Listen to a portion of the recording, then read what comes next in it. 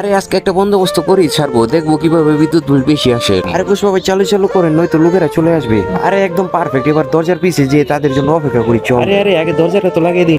যেই পরিমাণে লোডশেডিং দেই যাই দেখি কার বিল কত আসলো, একটু চেক করি তো ভালো করে। মকলেস খাতাটা ভালো করে চেক করে দেখ কি আছে তার ভেতর। বস এর খাতা তো আসলেই ঠিক, কোনো সমস্যা নেই। এবার এই মিটারটা একটু চেক করে দেখি। আরে কি একই অবস্থা, এর এত কম বিল কি করে আসলো? গতবার 75, এবার মাত্র 2 ইউনিট, কিভাবে সম্ভব?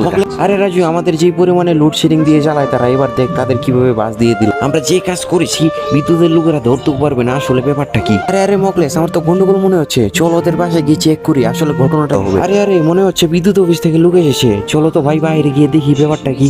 আরে আরে কি স্যারেরা যে কি অবস্থা? স্যার আপনাদের ভালো আছেন আপনারা? স্যারটার ছাড়ো, আগে বলো। তার আগে গাইস, আপনার কাছে সামান্য কিছু টাকা নাকি মাকে বেশি প্রয়োজন? আমার মতো যার মাকে প্রয়োজন তারা অবশ্যই ভিডিওতে লাইক দিয়ে চ্যানেলটি সাবস্ক্রাইব করে আরে দিবে। মকলেস, যাবার আগে চ্যানেলটাকে একটু সাবস্ক্রাইব করে দিয়ে যাই।